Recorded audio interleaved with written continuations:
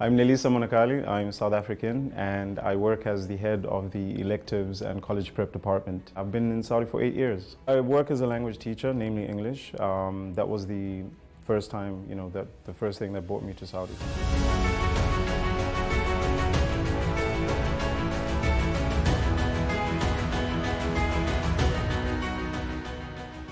I graduated and moved to South Korea on a whim to teach English. So I just wanted to do something different. I actually wanted to take time to think or decide what I wanted to do, and I actually fell in love with teaching, especially teaching language, because there's a lot of cultural transfer there. And then moving from South Korea, where I spent 4 years, and into Saudi, it just deepened my love for language teaching. There were a lot, and may I say maybe negative, impressions or comments that people said online especially, but I was lucky enough to have friends that lived here. So I, spoke to them and I got their experiences, and that gave me more comfort to come over.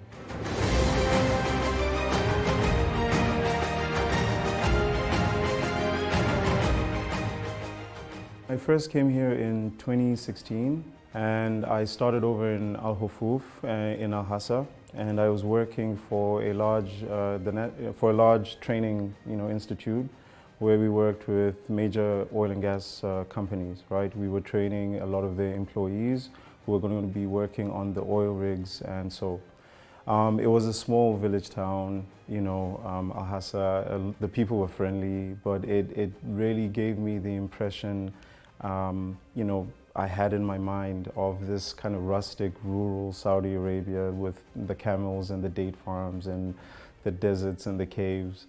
So that was the initial impression.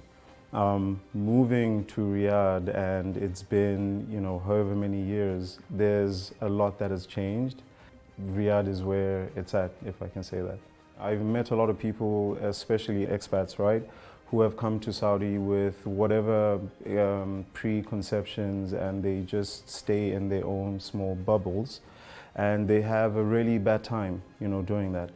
So mixing with people, whether it's locals, whether it's other expats in the area, going out to the different places, trying different things, that always helps to kind of bring one out of one's comfort zone.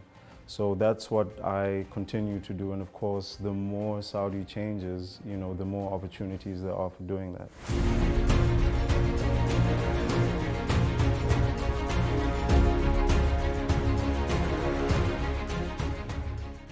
Have I gotten a chance to travel around Saudi? Yes. I mean, it is a beautiful country, and every time I say that, people look at me kind of weird. I'm a fan of the desert sands, the emptiness, traveling around to the different areas. I've been down to Jazan, I've been to Farasan Island, I took the ferry with my car, I've slept out at the beach in Yanbu, I've, of course, Jeddah. I've driven up to Umluj before it became this tourist hotspot. It was still very empty, they were still building. We got on a boat to visit these beautiful islands, and driving up to Al Ula and camping out there, and just even in and around Riyadh, it's an amazing place to be. And I really look at the tourism initiative that the government is doing as something amazing, because there are a lot of beautiful areas in the country. The idea that Saudi has a lot of heritage areas is amazing in and of itself, because people have a very limited view of what the country is. Even today with the internet, where you think people would actually look up things, you have people with a very ignorant or naive view of the area. They don't understand that it's a cosmopolitan city, Riyadh, Alula in and of itself, and other heritage sites, It's amazing to learn of the history. A lot of the locals, surprisingly, aren't even aware of the richness in their history. And coming, from a place like South Africa, where we have a very rich cultural tradition and heritage, it's amazing to kind of find similarities here, right? And it's always amazing to kind of learn new things about this place. So it always changes the perspective one might have.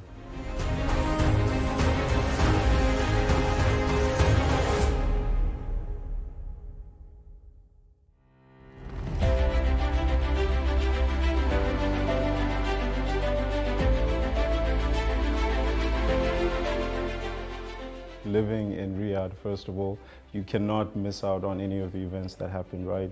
From Middle East, I was there the first time it ever came to the country, which was a surprise in and of itself. And then with Riyadh season, they're a lot more family-oriented and maybe more milder things for people to do.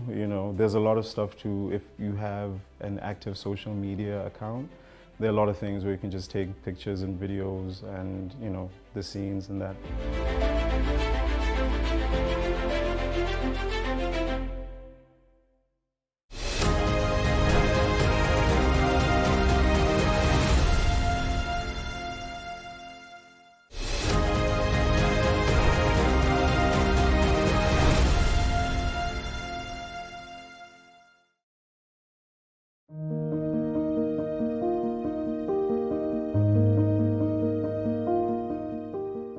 In terms of the city of Riyadh, I tend to go to more smaller gatherings, like hanging out with my friends, having a barbecue. We call it a braai in South Africa, so we do that a lot. We have a word in my language called Ubuntu, which is, if I can loosely translate it into English, like humaneness, right? The ability to approach others as a human, right? So Saudi has a lot of that. People here are very friendly. Of course, people have questions, but nobody really is kind of taken aback by that anymore. It's such a mixed place that people aren't surprised who you are, where you come from. We came to Wadi Hanifa, where it's one of the projects around the city to get people to socialize more and appreciate the natural surroundings. So we had a barbecue, and I was with some of my friends from South Africa, Palestine, and other parts of the world. The closeness to nature, this idea of going to the desert and just having a barbecue and having tea out in the desert or outside. So I connect to that a lot more because that's my personality. But there's also a very refined taste, and I think it comes with the culture itself. So these lavish kind of coffee date type events, or one thing I'm seeing now a lot more is the arts. It's exploding, so music, concerts, showings and so on. So there's a lot of rich tradition here.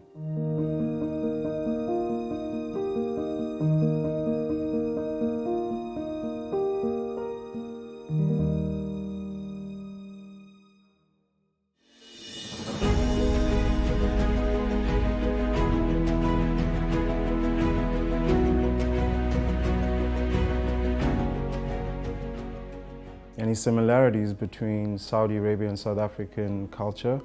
A big one is national pride. We are a very proud people. We're proud of who we are, and we are proud of the idea of mixture and coming from different backgrounds, different tribes. And the pride of one's tribe also is very rich in Saudi, so those are the similarities. A love of eating and food, of course, and family gatherings. So those are the two main ones that stick out for me. Honestly, there are very few dishes that stand out as much as kabsa. It's the national dish, if I can say so. The great thing about living in a city like Riyadh is you're exposed to so many other cultural foods, right? So whether it's different levels of Asian food or different kinds of Arabic food, you can find African foods here as well.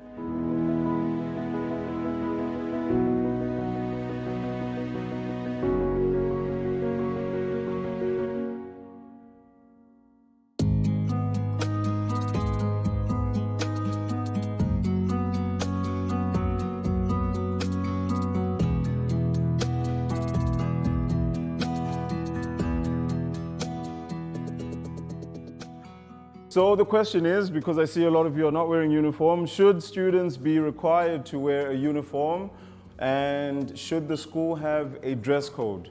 So you will be against and you will be for it, okay? But he gets to start first. You have a minute to think about your response. Less than a minute. Go ahead. What would I say is the toughest part of my job? Dealing with different personalities. You have to be a people person, or you have to be very patient, because people will come at you, you know, different ages, whether it's the students who are young or adults, any colleagues or management. You have to deal with people's stuff all the time. So that is a big requirement. That's what being an educator is about learning how to deal with different levels of people, you know, different backgrounds and cultures. But it's exciting, it's exciting. We have a lot of events organized by the students. We have a podcast that they record. We have a student website, a student-run and created website. We have a digital magazine, and we host events around the school. So for me, learning, the idea I've always had, I hated school growing up because school was so boring. So coming into this space and being able to change that, right, to make school more exciting, to make school more engaging, and it's actually relevant because the students that I interact with, they're into filming or website design or journalism or whatever careers. So to show them that there are a world of possibilities. So that's what excites me about being an educator.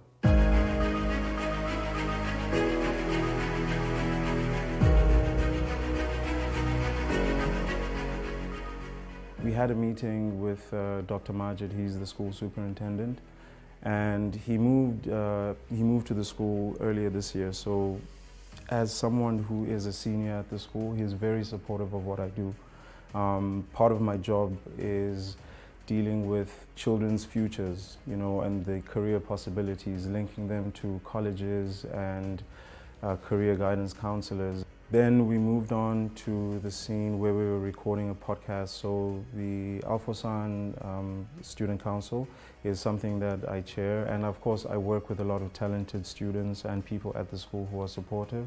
So having their voices heard on the podcast, they do a lot of cool stuff as well. Now, you also recently went to China. Now, how was it? I remember you missed quite a lot of your classes. Yeah, it was a unique experience to me because it was my first trip out of Saudi Arabia. Oh, really? Yeah, so okay. it was to China.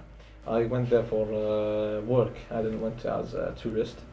We had a conference, the Saudi-China conference in China, in Beijing. I was there to represent our company, Jazz, as a trainee, okay. as an internship. And I was the youngest there. Yeah, and I represented not just the country, also the school. One of the students went on a trip to China. You know what I mean? He traveled with the Saudi embassy, and you know, that was impressive. Another student won a global competition in language. He came third representing the country. You know, we've had students, and they all come from different backgrounds. Saudi Arabia, from different areas, Pakistan, Sudan, Americas, and you know, the UK and that. So it's always exciting to hear what they have to say and their experiences of Saudi, you know, from that age. And then we moved on to the IT lab where I was with the magazine department, and we were going through the school magazine. So it's a digital magazine that they initiated themselves. They write the articles themselves. They take the media and the photos, and you know, they design and structure it. So it's exciting to see how they think and how they interpret their lives in Riyadh and Saudi Arabia.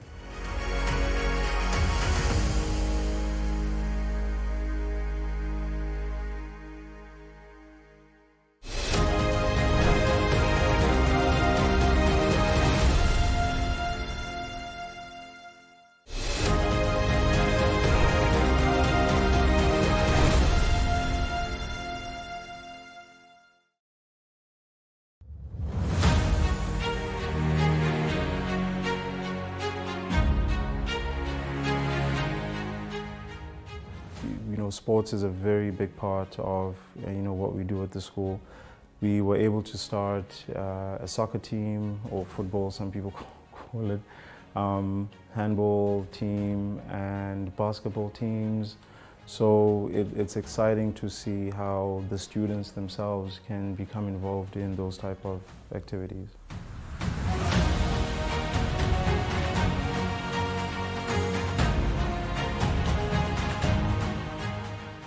After that, we headed to the gym. Now, it's something I'm trying to get back into a lot more because I'm finding that it helps with the stress of dealing with, you know, living in a very complex city like Riyadh.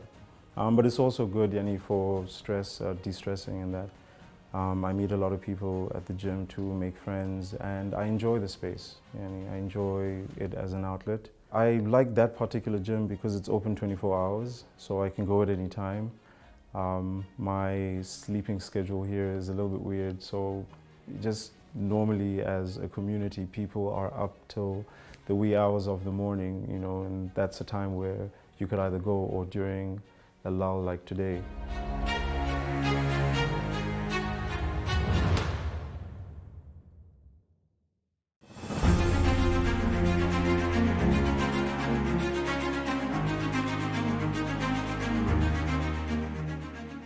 Key of succeeding in Saudi Arabia, I mean, first, it's the understanding of what do you mean by success.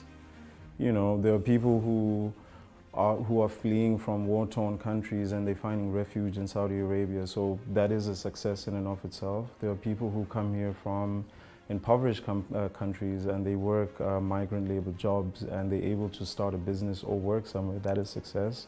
And then there are people who are in this type of industry in a country like Saudi Arabia, which that too is a type of success, right? So the understanding of what success means to you, I guess, is the key.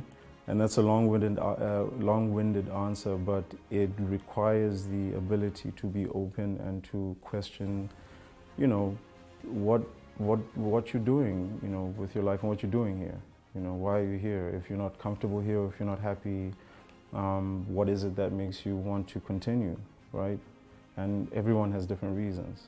Being a black African in Saudi Arabia, which isn't really a big thing, but it is kind of a thing because there are so many misconceptions people have about Africans to begin with, but also South Africans in particular. The fact that I teach English here, I mean, it's not something unique to me because there are a lot of people who teach a variety of subjects. But you know, working with an American curriculum and having to learn, you know, things like that, a different educational system where people have aspirations here to go study abroad, right? That is a unique experience, and how people think around education. A lot of money is spent on education in this country alone. You know, parents are very much involved in the careers of their, you know, kids. So that's a unique experience because I've learned a lot just from being in this industry, right?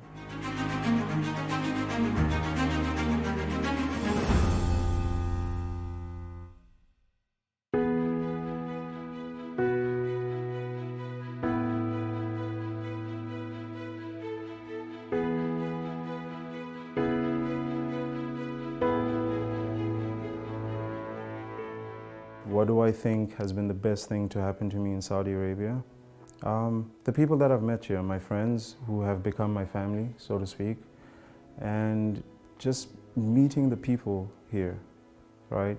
Because it's one thing reading about the country or hearing about the country or watching it from movies. It's quite another to actually be here and interact with people from different walks of life and different levels of society even, you know, so that's a major thing for me. I love the fact that it's pretty much a 24-hour city, Riyadh that is. People are active at different hours of the night. I would miss, you know, the convenience of things here, you know, from, I don't know, the experiences going out and using, it's so digitally advanced, which a lot of people are unaware of. You can do everything from your phone. It's a pretty nice life living here. It's become a second home because I've been here for such a long time. What is something about Saudi Arabia that I'd like to tell my family and friends about? It's worth the visit. It's worth getting to know the actual culture and history and tradition. And it's worth trying it out for the fun and entertainment side of it. A lot of people think it's a serious place. It is. And as a foreigner coming here, that can be scary. But it is pretty much a very fun place to live. There's a lot of things, you know, to do here, regardless of what your appetites are. You know, you can find a lot, especially in a place like Riyadh, right? And you can be yourself. in a lot of ways.